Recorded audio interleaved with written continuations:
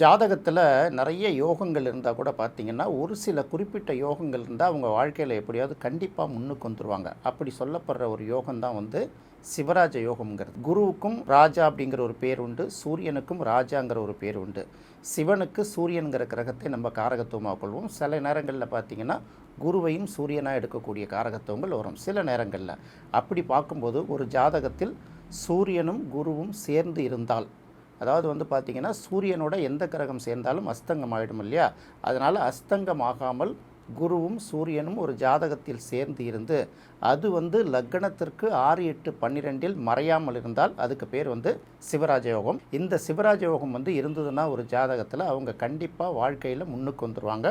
முக்கியமாக பார்க்க வேண்டியது, குருவும் சூரியனும் சேர்ந்து இருந்தால் மட்டும் போதாது. அது பார்த்திங்கன்னா குரு அஸ்தங்கமாகாமல் இருக்க வேண்டும். லக்னத்துக்கு 6, 8, 12 மறையாமலும் இருக்க வேண்டுங்கிறத மட்டும் தெரிஞ்சுக்கணும்.